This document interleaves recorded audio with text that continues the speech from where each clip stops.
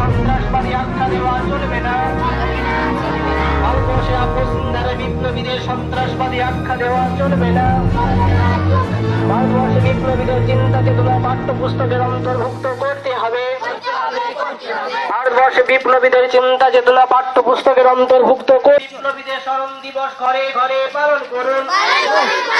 নেতাজি সুভাষচন্দ্র বসু চিন্তাধারা দিক দিগন্তে ছড়িয়ে দিন। নেতাজি সুভাষচন্দ্র বসু চিন্তাধারা দিক দিগন্তে ছড়িয়ে দিন। যথাযোগ্য মর্যাদার সাথে নেতাজি সুভাষচন্দ্র বসুর 121তম জন্ম জয়ন্তী ঘরে ঘরে পালন করুন। যথাযোগ্য মর্যাদার সাথে নেতাজি সুভাষচন্দ্র বসুর 121তম জন্ম জয়ন্তী ঘরে ঘরে পালন করুন। বাকে মানুষ ঠকায়, বেঁচে খায় মালিক ভাই, এই তো তোমার দেশের কদর, তুমি কি আসবে আবার? দয়ার সাগর বিদ্যাসাগর মায়ের জাতি বোবারা কইরে কথা, মোছাতে মায়া বালিকা বধুর ব্যথা, আজ তো দাসীর জীবন আধারে ঘুমলে মরে। হলো কি সব বিষয়ে প্রচুর নাম্বার পেতেন, কিন্তু ছোটবেলায় বাংলা তিনি পাচ্ছেন। তো একদিন সুভাষচন্দ্র বসুকে একটা রচনা লিখতে দেওয়া হলো যে বাংলাতে একটা রচনা লেখো। তিনি এত নম্বর পান, ফার্স্ট হন, কিন্তু বাংলা লিখতে পারলেন না। সেই রচনা করলেন কি তার একজন মাস্টারমশাই, বাংলার মাস্টারমশাই, তিনি সবার সামনে পড়ে শোনালেন, দেখো সুভাষ তো ফার্স্ট হয়, কি লিখেছে দেখ, কোনো বাক্য ঠিক নেই, গন্ডগোল, হ্যাঁ, যে কথাটা বলতে চাইছেন সে কথা নেই, উল্টো শব্দ লেখা আছে। সবাই হো হো করে হাসতে থাকলো স্কুলের মধ্যে যে ফার্স্ট বয় এত এত নাম্বার পায়, বাংলা লিখতে পারে না। তো সুভাষচন্দ্র বসুর সেই যে ঘটনাটা ঘটলো ছাত্র জীবনে, তারপর তিনি যে ওই স্কুল ছেড়ে দেবেন বা পড়বেন না, এরকম সবার সামনে তাকে অপমান করা হয়েছে, তিনি ভাবলেন না। তিনি চেষ্টা করলেন ভালো করে বাংলা শিখতে, ভালো করে সংস্কৃত শিখতে। তারপর সুভাষচন্দ্র বসুর বাংলা হয়ে গিয়েছিল খুব সুন্দর। তারপরে প্রায় ফার্স্ট বয়ের মধ্যে তিনি নাম্বার পেতেন ছোটবেলাতে। ফলে একজন ছাত্র, তোমরা যারা ছোট, যারা অন্য অনেক বিষয় ভালো পারো, সব বিষয় ভালো পারবে এরকম কোনো কথা নেই, কিন্তু চেষ্টা করতে হয়। সেই চেষ্টাটা, এটা সুভাষচন্দ্র বসুর ছোটবেলার জীবন থেকে এটা শিখতে হয়। আকাশ খানা বকে না কেউ, মানে না কেউ, বলে কেউ হাঁক ছাড়ে না, নিজের মাই আমার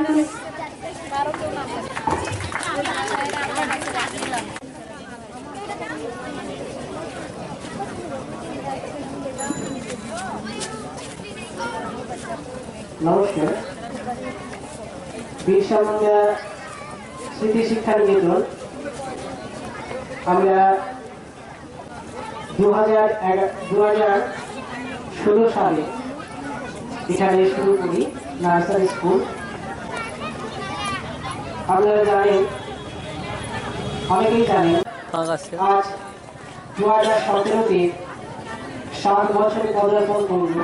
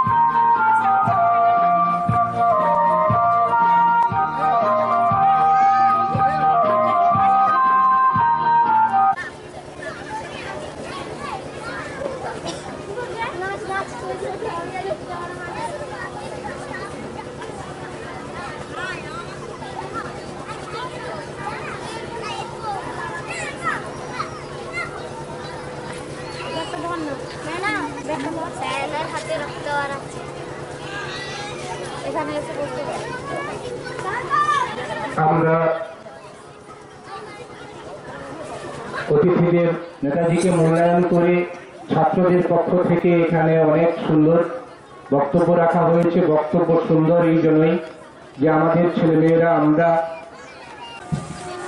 আমাদের সেই ভারতে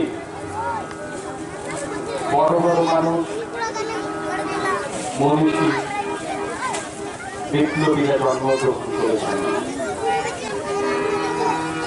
দেশবাসীরা শৃঙ্খল বন্ধন মোচন করতে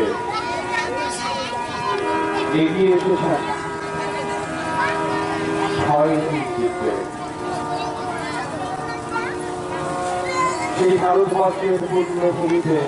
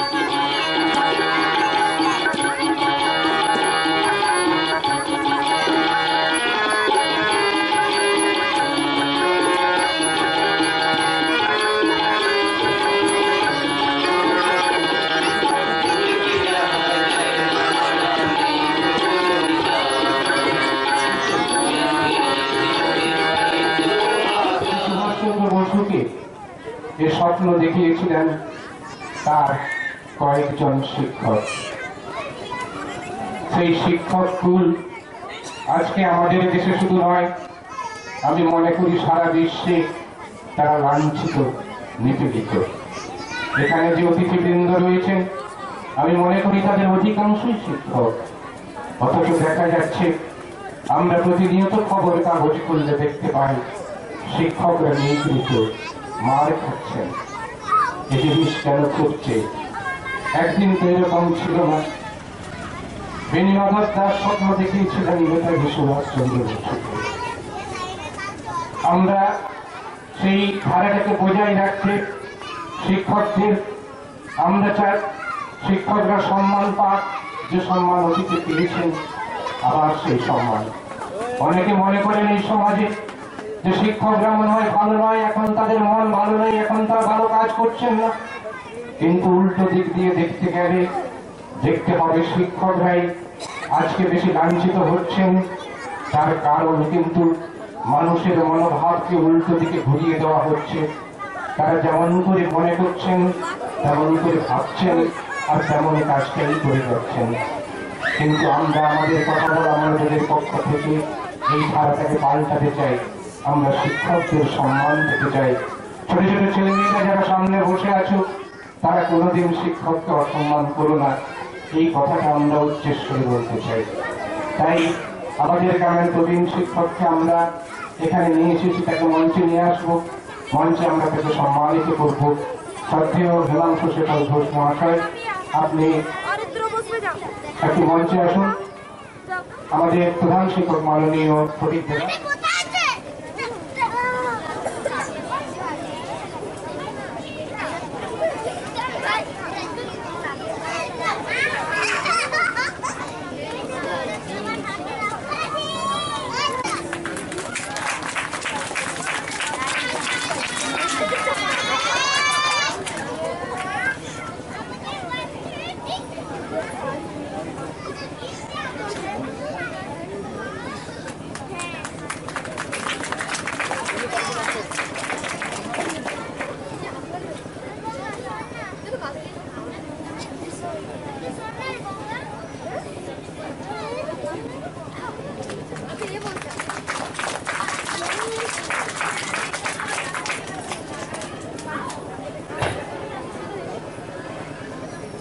আমরা মাননীয় শিক্ষক মহাশয়কে বরণ করে নিলাম।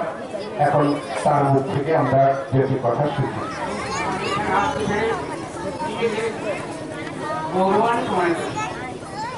আমার অতি প্রিয় ছাত্র, সুযোগ্য ছাত্র,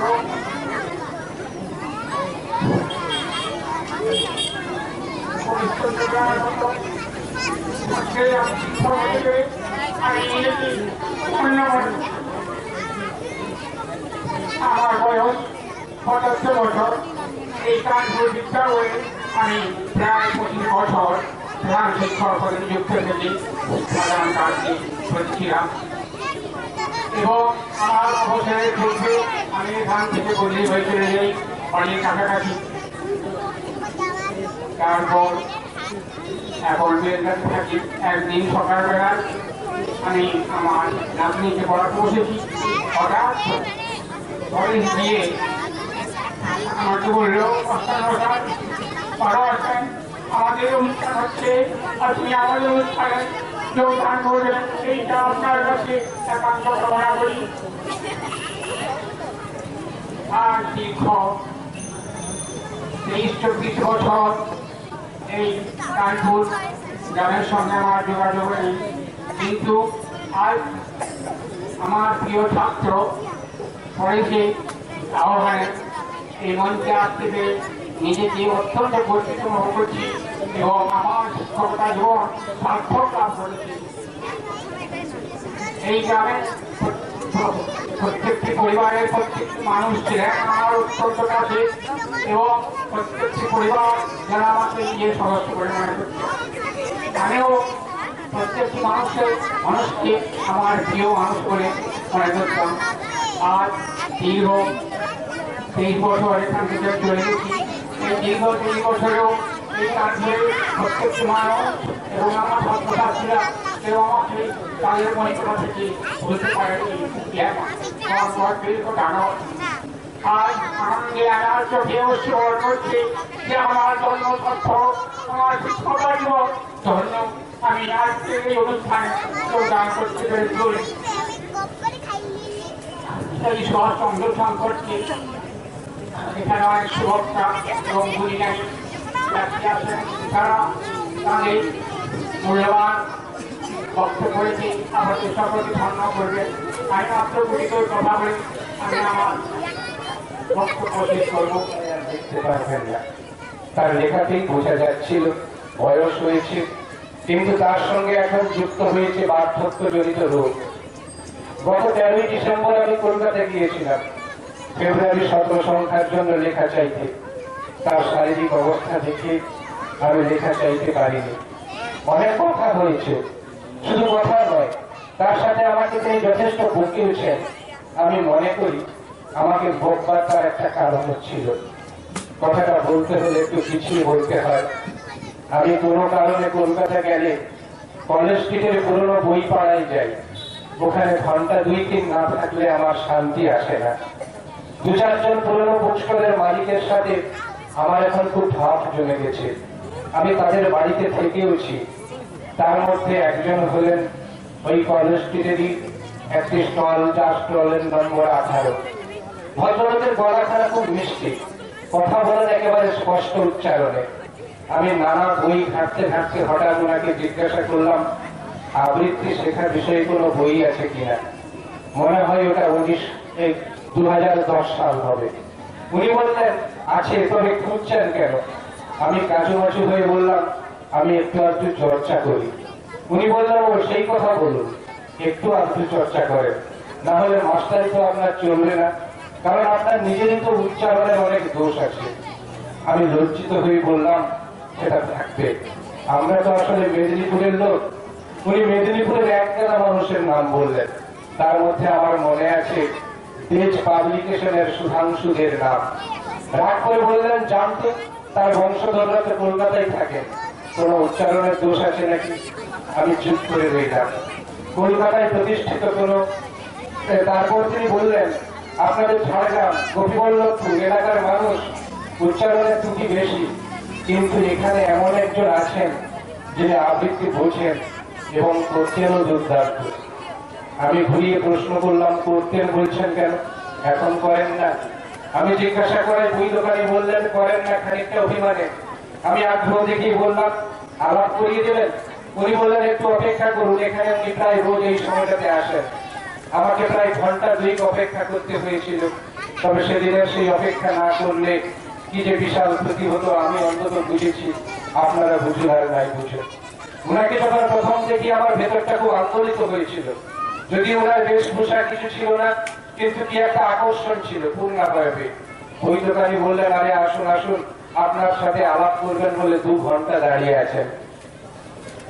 উনি তৎক্ষণাৎ কিছু বললেন না, শুধু আমার কেনা একটা বইয়ের পাতা উল্টে হয়তো 2 লাইন পড়লেন, তারপর বললেন মূল্যবান বই। আমি যেন কি বলছি, শিশুগুলোকে রক্ষা করো, ওরা না বাঁচলে ভারতবর্ষ বাঁচবে না, ওরা না বাঁচলে পৃথিবী বাঁচবে না। মনে হয় ওটাই ওনার মধ্যে শেষ কথা। কে জানে উনি সুস্থ হবেন কিনা, নাকি কখন কোন মুহূর্তে পাবো সেই খারাপ খবর। সবাইকে জানিয়ে রাখি ওনার নাম্বারে আপনারা কেউ ফোন করবেন না, কারণ ফোনটা উনি আমাকে ফেরত দিয়েছেন। এখানে পর্যন্ত লিখেছিলাম আজ থেকে মনে হয় দিন 15 আগে। আমি গত 26শে জানুয়ারি গিয়েছিলাম কলকাতায় ভদ্রলোককে খুঁজবো বলে, কিন্তু আমি যখন ওনার বাসায় যেখানে আগে যেতাম সেখানে যাই, আমি জায়গাটার নাম ভালো করে জানি না। হাওড়া ব্রিজ থেকে নেমে গেলে একটা ফুলের মার্কেট আছে, সেই ফুল মার্কেটের পাশ দিয়ে হেঁটে গেলে গঙ্গার তীর বরাবর একটা ঝুঁকিতে উনি থাকতেন। কিন্তু অদ্ভুত খবর, আপনারা বিশ্বাস করবেন কি নাই করবেন, আমি এবারে গিয়ে ওনাকে খুঁজে পাইনি। শুধু খুঁজে পাইনি তা নয়, তার সে ঘরটার রঙও পাল্টে গেছে, কেউ যেন দখল করে নিয়েছে। আমি জিজ্ঞাসা করায় কেউ কোনো উত্তর দিতে পারল না। আমি আবার সেই বই দোকানের কাছে ফিরে গেলাম, আমি তো খুঁজে পেলাম না। বলে পালেন কি করে? উনি আর ইহলোকে নেই। ইহলোকে নেই মানে আপনারা নিশ্চয়ই বুঝতে পারছেন মানুষটাকে আমরা হারিয়েছি। তাই 26শে জানুয়ারি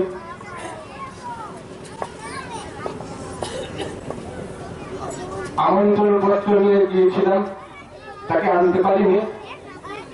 আর তার দেওয়া বই আমার কাছে এখনো আছে, আমি মঞ্চে আনতে ভুলে গেছি, আমার বাড়িতে আছে। আর সেই বই দোকানের কাছে তিনি আরেকটা বই রেখে গিয়েছিলেন, যে বইটা আমি সেদিন নিয়ে এসেছি অত্যন্ত যত্ন করে। বইটা লেনিনের লেখা একখানা বই, যার মধ্যে রয়েছে লেনিনের একটা ছবি, এবং বইটার কয়েক পাতা উল্টে দেখি কোন এক শৈলেন বাবুকে লেখা একখানা চিঠি, যে চিঠিটাও এখন আমার কাছে আছে। চিঠিটার মধ্যে একটা তর্ক আছে, যিনি কোন এক পরিচিত হোক কি বাস্তবের শৈলেন বাবুকে বলতে চাইছেন, আপনারা লেনিনের আদর্শ নিয়ে চলছেন না, সঠিক রাস্তায় যাচ্ছেন না, তাই আপনাদের আমি ত্যাগ করলাম। সেই ভদ্রলোকের নাম প্রণবেশ পাল ছিল কিনা আমরা জানি না, কিন্তু তার লেখার যেটুকু থেকে গেল আমাদের কাছে সেটা মূল্যবান বস্তু। আমি চাইছি সেই লেখাটাকে সংগ্রহ করে তার সঙ্গে আবৃত্তি বিষয়ে আরো কিছু ভালো মানুষের লেখা সংগ্রহ করে, যারা প্রচারের আলোয় আসতে চান না, এমন একজন মানুষ গত অনুষ্ঠানে আমরা এনেছিলাম শৈলেন চক্রবর্তী, আপনারা দেখেছেন, তার কথা শুনেছেন, তিনিও লেখালেখি করেন।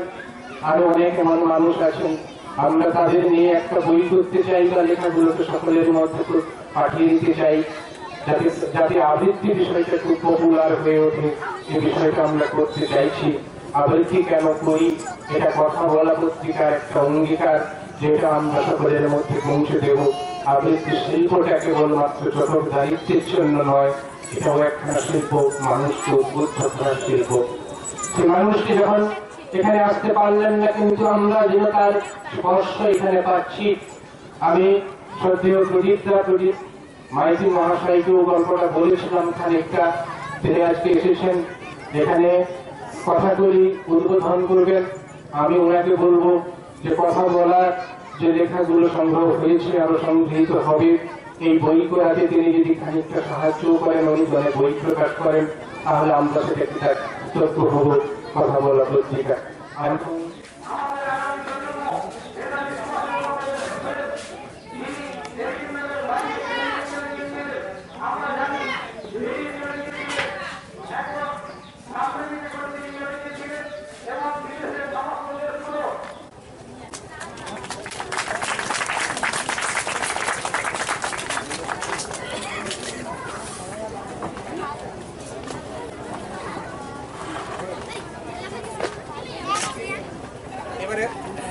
এবার ঘোষণা অনুযায়ী আমরা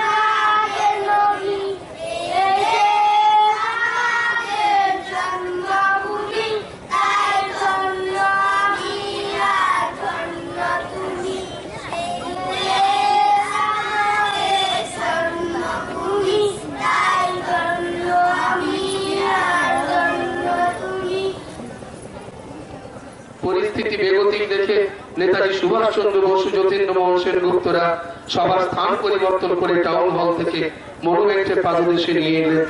উত্তর দিকে একটি সভা হলো, দক্ষিণ দিকের একটি সভা। উত্তর দিকের সভায় দাঁড়িয়ে 70 বছর বয়সী রবীন্দ্রনাথ যুবকের মতো গলায় দৃপ্ত কণ্ঠে প্রতিবাদ জানিয়েছিলেন, আর তিনি লিখেছিলেন প্রাণ বিখ্যাত সেই কবিতা, ভগবান তুমি যুগে যুগে দূত পাঠাইছো বারে বারে দয়াহীন সংসারে। তার শেষ লাইনটা আরো মর্মস্পর্শী। তিনি বলেছিলেন, যাহারা তোমার বিষাইছে বায়ু, নিভাইছে তব আলো, তুমি কি তাদের ক্ষমা করিয়াছ, তুমি কি বেসেছ ভালো। নেতাজি সুভাষ চন্দ্র বসু যেদিন খড়গপুর থেকে ফিরে গিয়েছিলেন, সেদিন কংগ্রেসের অভ্যন্তরে জরুরি সভা ডেকে বলেছিলেন, কারণ আমরা সকলেই জানি সে সময়ও কংগ্রেস দ্বিধাবিভক্ত ছিল বাংলার মাটিতে। তিনি যতীন্দ্র মোহন সেনগুপ্ত সহ অন্যান্য কংগ্রেস নেতৃত্বকে বলেছিলেন, আমি খড়গপুর হইতে অবর্ণনীয় যন্ত্রণা লইয়া ফিরিয়া আসিয়াছি। জেলের অভ্যন্তরে আমাদের সহযোদ্ধাদের কুকুর বিড়ালের মতো গুলি করিয়া মারিবে, আর আমরা নিজেদের মধ্যে বিবাদ বিসংবাদে রত থাকিব। সমস্ত বিভেদ বিসংবাদ ভুলিয়া আমাদের একত্রিত হইতে হইবে এবং শোষকের বিরুদ্ধে রুখিয়া দাঁড়াইতে হইবে। সেই আহ্বান জানানোর ফলে তদানীন্তন কংগ্রেসের মধ্যে দ্বন্দ্ব মিটে গিয়েছিল।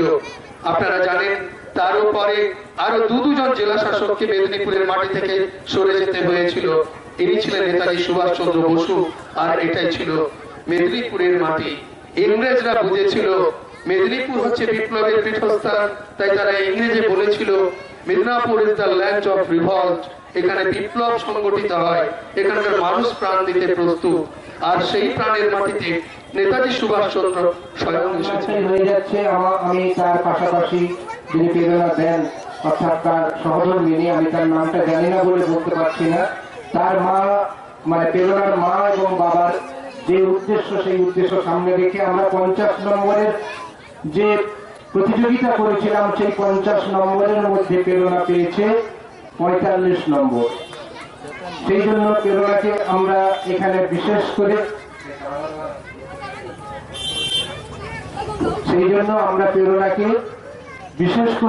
এখানে একটি মানে স্মারক দিয়ে সংবর্ধিত করছি।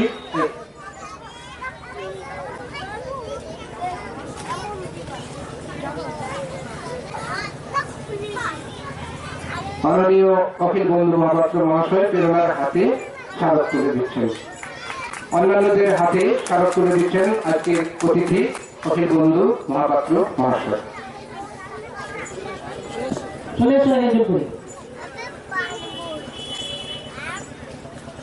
আমরা চাইছি যে এই কথা বলা পত্রিকায় আমাদের যে মনীষী চর্চার একটা ধারা নিয়ে আসতে চাইছি, ছাত্রছাত্রীরা পড়ো। আমরা এমনি করে অনেক বছরে হয়তো 2-3 বার অথবা বছরে একবার বড় করে প্রতিযোগিতা করবো, যেটা যার প্রশ্নগুলো ভেতর থেকে আসবে। একটা কথা বলে নি, এখানে যে মায়েরা আছেন আপনারা কি কথা বলা পড়েন? কথা বলা যদি পড়েন এমন কেউ আছেন? একটু হাত তুলবেন, আমি একটা অন্তত হাত দেখতে চাই। কেউ আছেন? মায়েরা কেউ পড়েন? আমরা একটা প্রতিযোগিতা রেখেছিলাম যে কথা বলা পড়ে মায়েদের। মাননীয় প্রতিভা সিং মহোদয়ের হাতে পুরস্কার তুলে দিচ্ছেন শ্রদ্ধা অনন্ত জানা মহোদয়, এবং বনশ্রী মহাপাত্রের হাতেও একটি স্মারক তুলে দিচ্ছে মাননীয় অনন্ত জানা মহোদয়। সঙ্গীত পরিস্থিতি হতে পারতাম না। যে সমস্ত প্রাজ্ঞ বিদগ্ধ গুণীজন আজকে এই মঞ্চে উপস্থিত হয়েছেন, এবং মা ও বোনেরা এবং ছোট ছোট ছেলে মেয়েরা, এদের সবাইকে আমি শুভেচ্ছা, প্রীতি, ভালোবাসা, শ্রদ্ধা জানাই। আমার স্নেহভাজন অখিল বাবু অনেকক্ষণ নেতাজি সম্পর্কে খুব ভালো, সুন্দরভাবে, প্রাঞ্জলভাবে বলে গেছেন। আজকের সকালটা স্বপ্নের সকালের মতো ছিল না, কারণ অন্যদিন সকালে উঠে আমি যা করি আজকে তা করি। পরম প্রিয় বন্ধু বলছি পরেশ বাবুর আহ্বানে খুব চটপট সকালে উঠে স্নান সেরে চলে এলাম এখানে। একটা সুন্দর পরিবেশ দেখে মনে হলো আমি ছাত্রাবস্থায় যেমন ছিলাম, শিক্ষক জীবনে যেমন ছাত্রদের নিয়ে করতাম, এখানে এসেও যেন আমার বয়সটা কমে গেছে। মনে হয়নি যে আমি 70-এর উপরে, যেন আমি 25-50-এর মাঝখানে নিজেকে খুব ছোট শিশু বলে ভাবলাম বা এত বড় বলে ভাবলাম। এদের মাঝখানে এসে নিজেকে ভুলে গেলাম যে আমার বয়স হয়েছে। এই সমস্ত অনুষ্ঠানে এলে আমরা যারা বয়স্ক, যারা এক কথা বলতে গেলে এখন সমাজে অবহেলিত, আমাদের কথা সমাজে মানুষরা আর কতটুকু মনে হবে কেন? তুমি এবারকার মাধ্যমিকে প্রথম হয়েছ, তোমাকে বলতে হবে আরো কিছু। কেভিয়ারা বললে তুমি খেত মজুরি দুনিয়া, তুমি কি করে কামিন খাইতে মাধ্যমিকে প্রথম হইলে বলো দেখি, সেটা তোমাকে বলতে হবে খুলে। পঞ্চায়েতের অলি গৌরী, প্রধান, উপপ্রধান, এমএলএ, এমপি সব ঘরে হামড়িয়ে পড়লো আমাদের মাটির গোড়া ঘরে। জামবনি স্কুলের হেডমাস্টার কোন বিহান বেলায় দিনের আগুন খুইলে হাইকে ডাইকে ঘুম ভাঙায়, খবরটা যখন প্রথম শোনালে তখন মাকে জড়ায় শুয়েছিল মামি। কোড়া ঘরের ঘুটঘুটে আন্ধারে হেডমাস্টারকে দেখে মায়ের পাড়া আমিও চোখ কোচারে হাঁ হয়ে দাঁড়িয়েছিলাম। এই স্বপন দেখছিল কি? স্যার বললে, স্বপন লয় সত্যি বটে। কথা তো শুনে কাঁধে ভাষাই দিচ্ছিল আমরা তো মা বেটি। আজ বাবা বলতে থাকলে আমি মানুষটাকে দেখাইতে পারতাম বহুত কিছু। আমার বুকের ভিতরে যে তেজালো সন্ধ্যা বাতিটা জ্বালাই দিয়েছিল মানুষটা, সেই বাতিটা কেমন আমাদের পুরা ঘরটাকে আলো করেছে সেটা দেখাইতে পারতাম। আপনারা বলছেন বটে, তোমাদের মতন মেয়েরা যদি উঠে আসে তাহলে সারা ভারতবর্ষ উঠে আসে। কথাটা খুবই সত্যি, কিন্তু উঠে আসার রাস্তাটা যে একটু তৈরি হয় নাই। খাড়া পাহাড়ে উঠা যে কি জিনিস, বহুত দম লাগে, বহুত তেজ লাগে। আমি জামবনির কৈলি পাড়ার শিবকুণ্ডের গীতি সাজবি। যখন তাকে ঘুম হয়েছে তখন তাকে শুনে আসছি বিটি না মাটি। ঠাকুমা বলতো পরে পরে হিসাব হবে তার আবার লেখাপড়া। গায়ের বাবুরা বলতো তুই কৈলি পাড়ার বিটি ছিল, তোর কামিন খাটা ছাড়া গতি কি? বাবু দেখ সাজবি, মন খারাপ করলি তো হারে গেলি। শোন, যে যাও বলছে বলুক কেন, এসব কথা এক কানে সিংহারে আর কানে তখন বাবু পাড়ার কুর্তি দে ঘরে কামিন থাকতো না। ভয় রোগের তারসে মার কতটা ভালো নাই অতটা। মাঝে মধ্যে জ্বরটা রাস্তা বটে, জ্বর আগে মা চুপচাপ মনে আছে, সে ছিল এক জার কালের সরকার। রদ উঠেছিল ঝলমলানি, ঝিঙা ফুলা রদ। আমি সে রদের পিঠ দিয়ে গা ধুলাই পড়ছিল ইতিহাস, ক্লাস 7 সামন্ত রাজাদের ইতিহাস। দেঘরে কিন্তু লোক পাঠিয়েছিল বাচ্চাদের মার জ্বর, সে তারা সত্যি যায়। আমাদের দিদি বলি তখনও বাঁচে, কুলতলায় ছেঁড়া কম্বল মুড়ি দিয়ে বিড়ি ঠুকছিল বুড়ি। সে তো বুড়ি সেদিন পড়া থেকে উঠাই মার কাজটুকুন করতে পাঠিয়েছিল বাবুর ঘরে। পুরানো ফটো ঘেরা উঠান, অত বড় দশতলা, অত বড় বারান্দা সব ঝাড় পাট দিয়ে সাফ সুতরো করে আছিল চলে। দেখুন কি নাম ছাইলে এক দাদা ইটা কাঠা জুঠা বাসন আমার সামনে এনে ধরে দিলেন। বলুন, আমি তোমাকে জুঠা বাসন ধুতে লাইব। বাবু কি কি বলি তুই? যত বড় মূল যত বড় কথা জানিস? তোর মা, তোর মায়ের মা, তার মায়ের মা সবাই এতকাল আমাদের জুঠা বাসন ধুয়ে গুজারে গেল, আর তুই বললি জুঠা বাসন ধুতে লাইবি?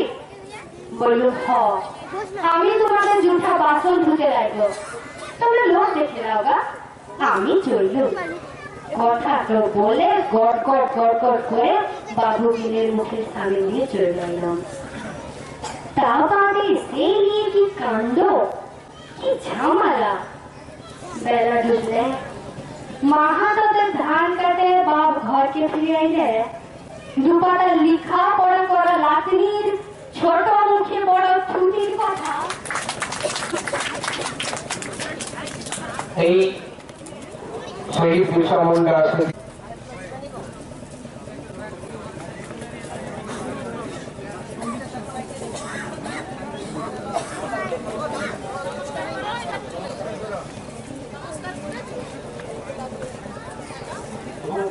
জাতির উদ্দেশ্যে বলি, এই শিক্ষা কেন্দ্র, এই কথা বলা মনোযোগ, এই পাঠ্যদান কেন্দ্রে আপনারা আপনাদের এই এলাকায় ছেলে মেয়েদেরকে ভর্তি করে সমাজে তাদের বড় করে তুলুন। যারা দায়িত্বে রয়েছেন আমি আশা রাখি তারা আরো বড় করে তুলবেন। শুধু আপনারা সহযোগিতা করবেন, আপনারা তাদেরকে আজকে যারা আমাদের মনীষী তথা যারা মহাপুরুষ তথা বিপ্লবী, যাদের আদর্শে আমরা অনুপ্রাণিত হয়ে সমাজের উন্নয়নের লক্ষ্যে, সমাজে বড় হওয়ার লক্ষ্যে আমরা যারা এগিয়ে চলছি, তার মধ্যে এই বিরসা মুন্ডা শিক্ষা নিকেতন নার্সারি স্কুলের এই সংস্থা কথা বলা এবং মনোযোগ, তারা যে পত্রিকার মধ্য দিয়ে, লেখার মধ্য দিয়ে, কথার মধ্য দিয়ে, সঙ্গীতের মধ্য দিয়ে, আবৃত্তির মধ্য দিয়ে, অঙ্কনের মধ্য দিয়ে যে পথে আমাদের ছোট ছোট ছেলে মেয়েদের এই সমাজে আমরা তাদের নিয়ে এগিয়ে চলছি, সবাইকে আমি আমার পক্ষ থেকে ধন্যবাদ জ্ঞাপন করছি। আবার আমি ছোটদের বিভিন্নভাবে একটা ছবি রেখি এবং তারপরে এই লেখা পড়াশোনা, তারপরে চাকরি, এই সমাজে সবার সাথে মিশে সবকিছু করা একটাই মাত্র সম্ভব। মানুষকে ভালোবাসতে হবে, ছোটদের ভালোবাসতে হবে, তাদের দেখভালের দায়িত্ব নিতে হবে। কিছু কিছু ক্ষেত্রে সব জায়গায় সবাই সম্ভব হয় না। আমি একটি স্কুল, আমার একটা শখের স্কুল রয়েছে, নাচ গান আবৃত্তি আঁকার এবং বিভিন্ন বাদ্যযন্ত্রে 30 বছর ধরে চলছে। হয়তো পয়সা কিছু খরচ হচ্ছে, কিন্তু যে ভালোবাসা, যে আন্তরিকতা এবং তার জন্য যারা শিক্ষক শিক্ষিকা বিভিন্ন জায়গায় রয়েছেন, আমি মনে করি এখানে অনেক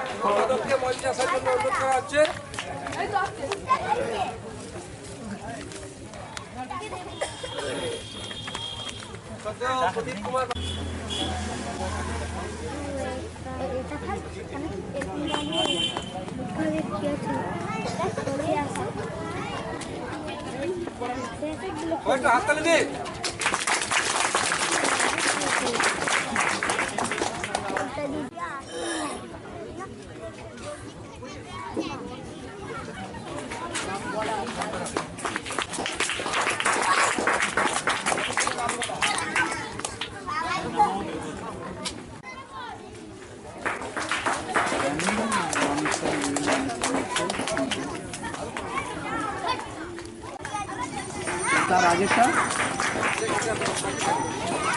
ফর্ম ফিল আপ করনি, কিন্তু সবটাই চলে যাবে।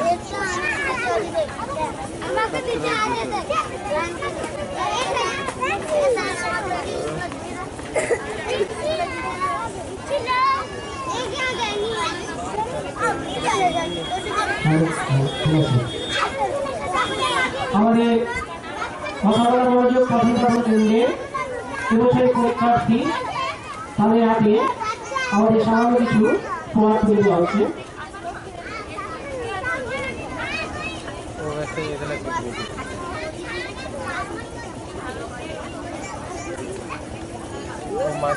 তোমাদের যদি কিছু বলার থাকে খুব কম সময়ের জন্য বলতে হবে।